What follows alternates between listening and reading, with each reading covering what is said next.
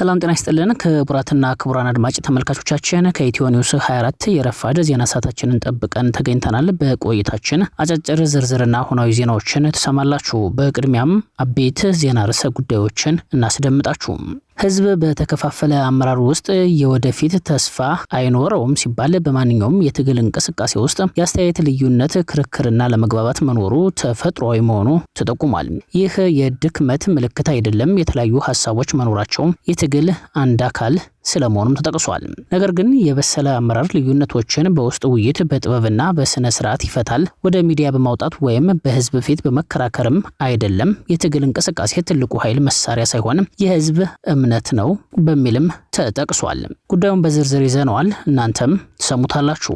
የብልጽግና መሪዎች ከላይ እስከ ታችኛው መዋቅራቸው በተግባር ሳይሆን በንግግር ብቻ እየኖሩ ያሉ ናቸው ሲባሉ በመከላከያ ሰራዊቱ በኩል ቁጣን የቀሰቀሰ አጀንዳ ተፈጥሯል። ለሀገር መምራት በቅተናል የሚሉት ወንጌል ተናጋሪዎች ያራከሱት የሰራዊቱ ዩኒፎርም በተመላሾቹ እንዳይለበስ ተከልክሏል። ጉዳዩ ለበርካቶች መነጋገሪያ ሆኗል። ሌላኛው በቆይታችን የምታደምጡት መረጃ ነው። በፋኖና በአገዛዙ ሰራዊት መካከል በቀጠለው አውደ ውጊያ በሶስት ግንባሮች ከባድ ኪሳራ የደረሰበት ትንቅንቅ ተደርጓል። በርካታ ጦር ሰራዊቱ አንድያ ነፍሱን ለብልጽግና አሸርጋጆች ሰውቷል። ሰራዊቱ እየገባው አይደለም የተባለም ሲሆን በአማራ ክልል እየወደቀ ያለውን የመከላከያ ቁጥር መጥቀስ አስፈሪም አድርጎታል። በግንባር መረጃችን እናስደምጣችኋለን። ትግራይን በኃይል ለመቆጣጠር በይፋ ምክር ቤት ተቋቋመ። በትግራይ የነ ደብረጽዮን ቡድን ክልሉን ተረክቦ እየመራ ሲሆን በፌደራል መንግስቱ ዳግም ግጭት የሚመራ ምክር ቤት በነጌታቸው ረዳ በኩል ተቋቁሟል። በሌላ በኩል ጊዜው ያለቀ ነው፣ ፈጥናችሁ ተንቀሳቀሱ ሲሉ ፕሬዝዳንቱ አስጠንቅቀዋል። አድማጭ ተመልካቾቻችን እነዚህና ሌሎች መረጃዎችንም እያደመጣችሁ በድጋሚ ቆይታችሁን እኛ ጋር አድርጉ። ቻናሉን ሰብስክራይብ ማድረጋችሁን እንዳትዘነጉ ልናሳስባችሁ ወደድን። ወደ ዝርዝር ዘገባዎቹ አለፍን።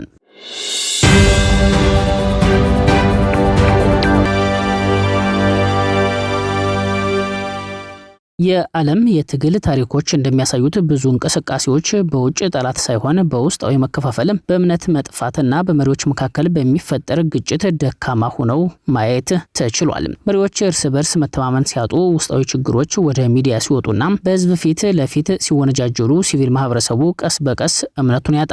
ህዝብ በተከፋፈለ አመራር ውስጥ የወደፊት ተስፋ አያይም። በማንኛውም የትግል እንቅስቃሴ ውስጥ የአስተያየት ልዩነት፣ ክርክርና ለመግባባት መኖሩ ተፈጥሯዊም ነው። ይህ የድክመት ምልክት አይደለም ሲባል የተለያዩ ሀሳቦች መኖራቸው የትግል አንድ አካል ነው። ነገር ግን የበሰለ አመራር ልዩነቶችን በውስጥ ውይይት በጥበብና በስነ ስርዓት ይፈታል የሚሉት ከታዮች ወደ ሚዲያ በማውጣት ወይንም በህዝብ ፊት በመከራከር አይደለም ብለዋል። የትግል እንቅስቃሴ ትልቁ ኃይል መሳሪያ ሳይሆን የህዝብ እምነት ነው ሲባል የህዝብ እምነት ከተበላሸ በኋላ መልሶ መጠገን እጅግ ከባድ ነው ሲሉ አስረድተዋል። ስለዚህ መሪዎች በትግል ስሜት ሳይሆን በትልቅ ዓላማ ማሰብ አለባቸው። የግል ክርክር ከህዝብ ጥቅም በላይ መሆን የለበትም። የተሳካ እንቅስቃሴ የሚገነባው በአንድነት በመከባበር ዲሲፕሊንና ችግሮችን በጸጥታ በመፍታትም ነው ብለዋል።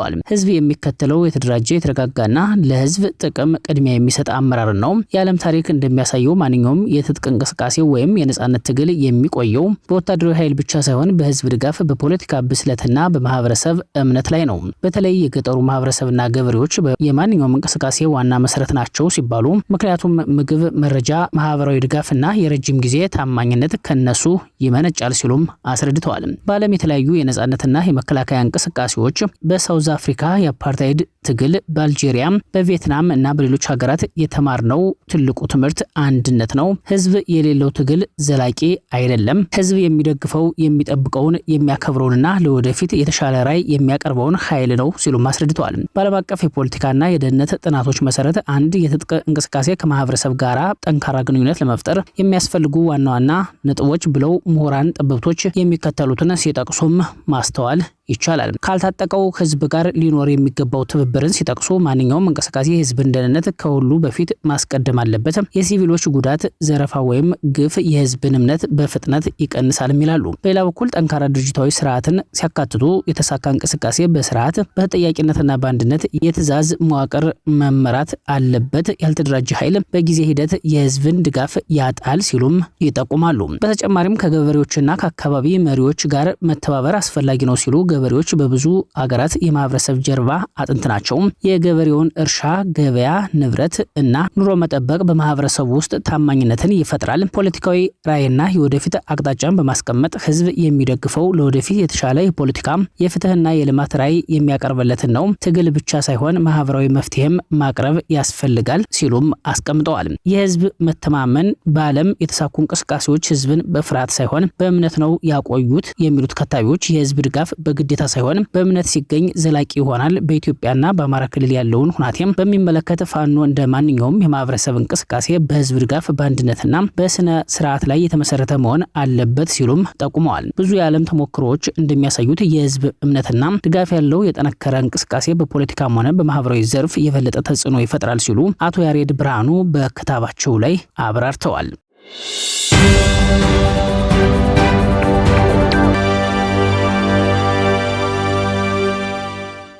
ወደ ግንባር መረጃችን ስናልፍ አማራ ፋኖ ብሔራዊ ንቅናቄ ሸዋ ጠቅላይ ግዛት አሳምነው እዝ አጼ አምደ ጽዮን ኮር የራስ አበበ አረጋይ ክፍለ ጦር በስርዓቱ ወንበር አስጠባቂ ላይ ጠና ጥቃት መፈጸሙን ኮሩ አስታውቋል። በእንሳሮ ወረዳ ለሚ ከተማ ወቃሎ ቀበሌ ካምፕ ሰርቶ ህዝብን በምርጫና በማዳበሪያ ሰበብ እያሰቃየ የሚገኘው የጋዙ ምንጣፍ ጎታች ምንሻ ላይ ከሌሊቱ 6 ሰዓት ላይ ክፍለ ጦሩ የማያዳግም እርምጃ ወስዶበታል። አማራ ፋኖ ብሔራዊ ንቅናቄ ሸዋ ጠቅላይ ግዛት አሳምነው እዝ አጼ አምደ ጽዮን ኮር ራስ አበበ አረጋይ ክፍለ ጦር የአርበኛ አሊ ሻለቃ ቃኞችና ከክፍለ ጦሩ ሻለቆች በተውጣጡ የፋኖ ሰራዊት በተፈጸመ የሌሊት ኦፕሬሽን 2 ምንሻዎች ላይ የማያዳግም እርምጃ ሲወሰድ 3ቱ ቆስለው ሕክምና ላይ መሆናቸውን ኮሩ በግንባር መረጃው ላይ ገልጿል። ይህ በእንዲህ እንዳለ ተጠናክሮ በቀጠለው የአገዛዙ ሰራዊት ፍልሰት የምንሻ አባላት የአጼ አምደ ጽዮን ኮር 7 ክፍለ ጦርን ሲቀላቀሉ ከፋኖ ጋር ባለው ግንኙነት ተጠርጥሮ በእስር ላይ የነበረው የ104ኛ ኮማንዶ ክፍለ ጦር አባል የንጉስ ሳህለ ስላሴ ክፍለ ጦርን ተቀላቅሏል። በሌላኛው ግንባር መረጃችን የአማራ ፋኖ ብሔራዊ ንቅናቄ ጎንደር ጠቅላይ ግዛት በላይ ዘለቀ እዝ የ206ኛ ሜጀር ጀነራል ከፍ ያለው ደሴ ኮር የሻለቃ ክንዳለም ወንድሞች የአንበሳው ጋይንት ክፍለ ጦር ከነፋስ መውጫና ከደብረ ታቦር ወደ ስማዳ ተጨማሪ የሰራዊትና ሎጂስቲክስ ለማድረስ የተንቀሳቀሰን ጠላት የክፍለ ጦሩ አካል የሆነው ግራዝማች አድማሱ በላይ ብርጌድ ክንዳለም አለም ነው ሻለቃ ልዩ ስሙ ማዶዬ የተባለ ቦታ ላይ ዙ 23 የታጠቀን ጠላት ከፍተኛ ምት አሳርፈውበታል። በዚህ ጥቃት 15 የብልጽግና ኃይሎች ሲሞቱ 5 ተማርከዋል። 6 ጥቁር ክላሽ፣ 1 ብሬን ሽንሽል ከነ ሙሉ ተተኳሹ፣ 2 የስናይፐር ካዝና እስከ ሙሉ ተተኳሹ፣ 4 ኤፍ1 የእጅ ቦምቦች፣ 1200 በላይ የብሬንና የክላሽ ተተኳሾች ተማርከዋል። በተጨማሪም በደቡብ ጎንደር እስቴ ወረዳ ዘመቻ ሰማዕታት ሻለቃ ተመስገን ቢራራ እየተካሄደ መሆኑ ተገልጿል። እስቴ ወረዳ ላይ የጋዙ ታጣቂ ኃይል በየዕለቱ የሞት ድግስ ተደቅኖበት ይገኛል ሲባል ከደንጎልት ማማ ተራራ እስከ ምክሬ ታዳጊ ከተማ ድረስ የድል ታሪክ በፋኖ እየተደገመ ነው ሲሉ የመረጃ ምንጮች ጠቅሰዋል። አማራ ፋኖ ብሔራዊ ንቅናቄ ሰሜን አማራ ቀጠና በላይ ዘለቀ እዝ ሜጀር ጀነራል ቫንታባት አንደኛ ኮር ጉና ክፍለ ጦር ስር መንትዮቹ የጦር ሜዳ መብረቆች እስቴ ደንሳ ብርጌድና ሀገረ ቢዘን ብርጌድ በቅንጅት በረቂቅ ወታደራዊ ስልት የጠላት ኃይልን በመሸኘት በድል ታጅበዋል። መነሻውን መካነ ኢየሱስ ከተማ አድርጎ በሌሊት ወደ ምክሬ ታዳጊ ከተማ የተንቀሳቀሰው ጦር ከንጋት 12 ሰዓት እስከ ቀኑ 10 ሰዓት 25 ድረስ ዝንባራ አቦ ቤተክርስቲያን፣ ማንጎት፣ ቪቫ ወንዝ አጋጥ ሲሆን ሾለክትና ምክሬ ታዳጊ ከተማ በተባሉ ልዩ ቦታዎች የጠላት ኃይል አከርካሪውን ተመቶ ተበታትኗል። በዚህ አውደ ውጊያ 18 ኮፍ ክላሽ፣ 1 የጦር ሜዳ መገናኛ ሬዲዮ፣ 15 በላይ ሙት መጠኑ በውል ያልታወቀ ቁስለኛ፣ ከባድ የሆነ ሰብአዊና ቁሳዊ ኪሳራ ተከናንቦ ወደ መጣበት መካነ ኢየሱስ ከተማ እንዲመለስ ስለመደረጉም ተገልጿል። በሌላኛው ግንባር መረጃችን በደብረ ማርቆስ ከተማ በተፈጸመ የቦምብ ጥቃት 7 የአድማ ብተና አባላት ሲሞቱ 3 የጸጥታ አባላት ፋኖን ተቀላቅለዋል። የ206ኛ ኮር አዳኝ ቡድን በደብረ ማርቆስ ከተማ ነሐሴ 30 ሆቴል ፊት ለፊት ከሌሊቱ 7 ሰዓት ከ15 ሲንቀሳቀስ በነበረ መኪና ላይ ባደረገው የቦምብ ጥቃት 7 የአድማ ብተና አባላት ህይወታቸው ሲያልፍ 9 የሚሆኑት ደግሞ ከባድ ቁስለኛ ሆነው በወታደራዊ ካምፕ ሕክምና እየተደረገላቸው ይገኛሉ ተብለዋል። ይህ በእንዲህ እንዳለ ሽመልስ ጌትነት፣ ታየ ወንዴ ፍራው እና ቀናው ካሳ የተባሉ የአድማ ብተና የሚሊሻና የፓራ ኮማንዶ አባላት ከደብረ ማርቆስ የጁቤና አንበር ከተማ በመውጣት 206ኛ ኮር 34ኛ ክፍለ ጦርን ተቀላቅለዋል። የአማራ ፋኖ ብሔራዊ ንቅናቄ ቢዛሞ ቀጠና አንሻ ሰይድ እዝ ስር የሚገኘው የይበልጣል መኮንን አዲስ ዓለም ክፍለ ጦር በጠላት ላይ የወሰደውን መብረቃዊ እርምጃ አንጸባራቂ ድል እንደተቀዳጀበት አስታውቋል። በኪረሙ ወረዳ ስሬዶሮ ቀበሌ መሽጎ የአካባቢውን ሰላማዊ ማህበረሰብ ሲያተራምስ የድሃውን ከብት ሲያርድ እንዲሁም ሆቴልና ሱቅ ሲዘርፍ የሰነበተው የሆዲድ ብልጽግና ሰራዊት በፋኖ አባላት ምትን አስተናግዷል። ጀግኖቹ ባደረጉት የተቀናጀና ቆራጥ ማጥቃት የጠላት ኃይል ከነ ሙሉ ካምፑ የወደመ ሲሆን ሙትና ቁስለኛውን እየጫነ የተረፈውንም እንዲሸሽ ክላሽ አድርጎ ወደ መጣበት ለመመለስ ተገዷል። በዚህ አኩሪ የውጊያ ውሎ የፋኖ አባላት በጠላት ላይ የከፋ ሰብአዊና ቁሳዊ ኪሳራ ያደረሱ ሲሆን 54 የብልጽግና ወታደሮች ሙተዋል፣ 46 ኃይሎች ቆስለዋል። 39 የክላሽ ጠመንጃዎች፣ 1 የዲሽቃ አፈሙዝ፣ 1000 የብሬን ጥይቶች፣ 1500 የክላሽ ጥይቶች፣ 17 F1 ቦምቦች፣ 200 ወታደራዊ ዩኒፎርሞች፣ 22 የወገብና የደረት ትጥቆች የተማረኩ ሲሆን በካምፕ ውስጥ በተደረገ ፍተሻ ሙሉ 1 መኪና ደረቅ ሬሽንና የሕክምና ቁሳቁስ ከሰራዊቱ ተነጥቋል። ጠላት ካምፕ ውስጥ አስሮ ሲያንገላታቸው የነበሩ 11 ንጹሃን እስረኞች ነፃ መውጣት መቻላቸውም ተገልጿል። በተጨማሪም ከማህበረሰቡ ተዘርፈው ለእርድ ተዘጋጅተው የነበሩ 28 የቀንድ ከብቶችን ማስለቀቅና ለባለቤቶቹ መመለስ ተችሏል። ይህ የቢዛሞ ቀጠና አንሻ ሳይድ እዝ ይበልጣል መኮንን አዲስ ዓለም ክፍለ ጦር የፈጸመው ጀብዱ የህዝባችንን ተስፋ ያለመለመ የጠላትን አንገት ያስደፋና የትግሉን ፍትሐዊነት በድጋሚ ያረጋገጠ ታሪካዊ የድል ውሎ ሆኖ ተመዝግቧል ሲሉ የእዙ አመራሮች ገልጸዋል።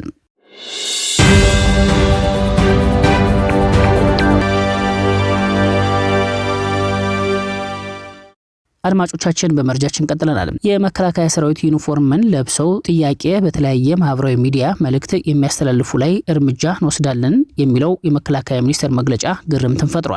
ሐሰተኛ ነቢያቶች የመከላከያ ዩኒፎርምን ለብሰው የሃይማኖት ኮንፈረንስ አዳራሽ ላይ ሲመሩ ይህ መግለጫ በመከላከያ ሰራዊቱ በኩል አልወጣም ነበር። የመከላከያ ሰራዊት አባላት በተለያዩ የሃይማኖት መድረኮች ላይ ከነ ዩኒፎርማቸው ሲገኙ ይህ መግለጫ እንዳልወጣም የምናስታውሰው ነው። አርቲስቶች የመከላከያ ሰራዊት ዩኒፎርም አድርገው ሲጨፍሩ ምንም አልተባሉም። የመከላከያ ዩኒፎርም የለበሱ ፕራንክ ሰሪዎች፣ ቀልድ የሚቀልዱ፣ ትወና የሚሰሩ፣ ዘፈን የሚዘፍኑ ግለሰቦች ያሻቸውን ሲያደርጉም የተናገረም አንድም የመከላከያ ሚኒስቴር አመራር አልተገኘም። የመከላከያ ዩኒፎርም ተራ ሆኖ ማንም በአደባባይ ለብሶት ሲዞር ሰሚ አልነበረውም። ነገር ግን ዛሬ ላይ በጦርነት የዘመቱ ግንባር ድረስ ሄደው ዋጋ የከፈሉ የቆሰሉ ዩኒፎርሙን ለብሰው መስዋዕትነት የከፈሉ ወታደሮች መብታቸውን ሲጠይቁ ጥያቄ ሲያቀርቡ በጋራ ተሰብስበው የተነፈጉትን ጥቅም ለማስከበር መንቀሳቀስ ሲጀምሩ መከላከያ ሚኒስቴር አነጋጋሪ መግለጫን አውጥቷል። ዩኒፎርሙን ለብሶ ሰልፍ መውጣት፣ ጥያቄ መጠየቅ፣ ማህበራዊ ሚዲያ ላይ መልእክት ማስተላለፍ ክልክል ነው ብሎ መዛትም ጀምሯል። እውነተኛ ዩኒፎርሙን የሚወክሉ ወታደሮች ጥያቄ ሲያቀርቡ ዩኒፎርም ማድረግ ለምን ተከለከለ የሚለው የሀገሪቱን አሁናዊ ፖለቲካ ጫና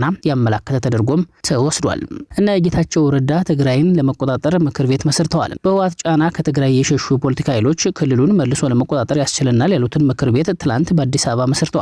እንደ ጌታቸው ረዳና ጀነራል ጻድቃን ገብረተንሳይ ያሉ የህወሓት ተቃዋሚዎች የመሰረቱት የትግራይ ሰላምና ለውጥ ምክር ቤት የተሰኘ ተቋም ነው። ምክር ቤቱ የተመሰረተው በአፋር ክልል የሚንቀሳቀሰውን ሀራ መሬት ወይም የትግራይ ለውጥ ኃይል ታጣቂ ቡድን አዛዥ ጀነራሎች አቅፎ መሆኑ ታውቋል። በአዲስ አበባ ከተማ መመስረቱ የተነገረለት የለውጥ ኃይሎች ምክር ቤት ህወሓትን አስወግዶ ትግራይን ለመቆጣጠር የሚሰራ ነውም ተብሏል። በህወሓት ግፊት ከትግራይ የወጡት የፖለቲካ ኃይሎችና አፋር ክልል የመሸገው ታጣቂ ቡድን በቀጣይ ስለሚኖራቸው የጋራ ትግል ሲመክሩ መሰንበታቸውም ተገልጿል። ይህ ቡድን በብልጽግናው አብይ አህመድ የሚደገፍና ትግራይን መልሶ የጦር አውድማ ለማድረግ ታልሞለት የተቋቋመ ስለመሆኑም በውስጥ የተገኘው መረጃ አመላክቷል።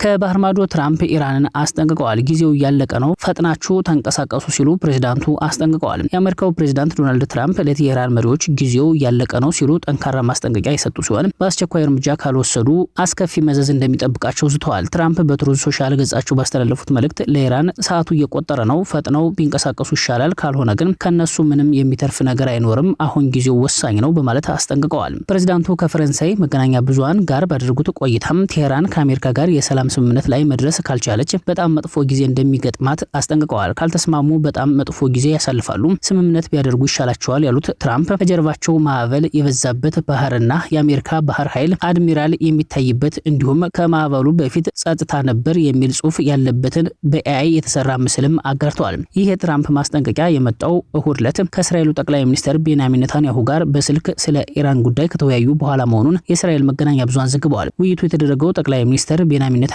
ካቢኔያቸው ጋር የደህንነት ስብሰባ እያካሄዱ በነበረበት ወቅት እንደሆነም ተገልጿል። በሌላ በኩል ሁለት የአሜሪካ የጦር ጀቶች በአየር ላይ ተጋጭተው ተከስክሰዋል። በአሜሪካ አይዳሆ ግዛት በሚገኘው የነፋስ ተራራ የባህር ኃይል ጣቢያ በተካሄደው የገን ፋይተር ስኬስ የአየር ትዕይንት ላይ ሁለት የአሜሪካ ባህር ኃይል ኢኤ-18G የጦር ጀቶች በአየር ላይ ተጋጭተው መከስከሳቸውን የአካባቢው ባለስልጣናትና የዓይን እማኞች ገልጸዋል። ሁለቱ የኤሌክትሮኒክስ ውጊያ አውሮፕላኖች የአየር ላይ ትዕይንት እያሳዩ ባሉበት ወቅት የተጋጩ ሲሆን ከጣቢያው በስተሰሜን ምዕራብ 2 ማይል ርቀት ላይ መከስከሳቸው ተረጋግጧል። ከአደጋው በኋላ በቪዲዮ ምስሎች ላይ 4 አብራሪዎች በአየር ላይ በፓራሹት አማካኝነት ከአውሮፕላኖቹ ራሳቸውን አውጥተው ሲወርዱ ታይተዋል። አደጋውን ተከትሎ የጦር ሰፈሩ በአሁኑ ወቅት ሙሉ በሙሉ ተዘግቶ የአደጋ ጊዜ ሰራተኞች በቦታው ላይ የማዳን ስራ እያከናወኑ ይገኛሉም ተብለዋል።